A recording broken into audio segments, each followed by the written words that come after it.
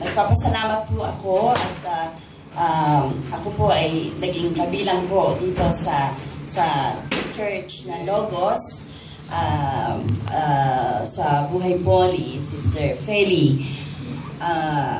Nung una po kaming nagkita, bihira po kami magkita. One time nagkita po kami, then nabanggit niya may E12. Sabi ko pa, narinig ko yung E12. Gusto ko yan, sabi ko. Dahil kaya so, nag-lapse na po yung 2 lessons. So, anyway, purihin ng Panginoon at isang pribilehiyo na makakasama sa ganitong pag-aaral.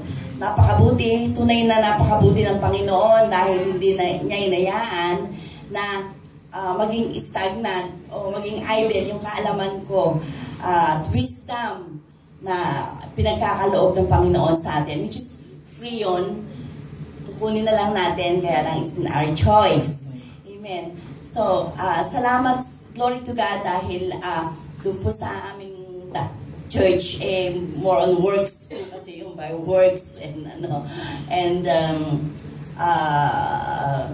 fellowshipping.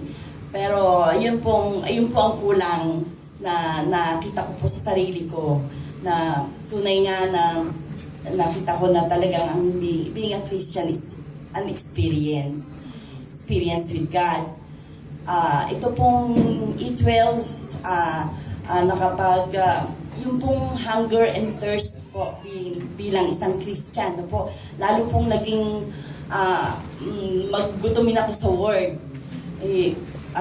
Hindi ko po inaano yung yung tinatangkilik yung mga tinatangkilik ko noon.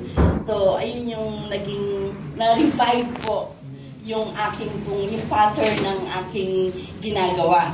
So, purihin ng Diyos dahil yung, alam nyo, kapag po sa trabaho, nagmamap, nagpa-vacuum, talagang nakaano yung audio yung aking ano.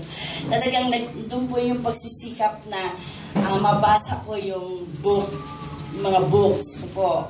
Tulad nga po, nung umpisa ko po sa John, then sa Acts, sa Matthew.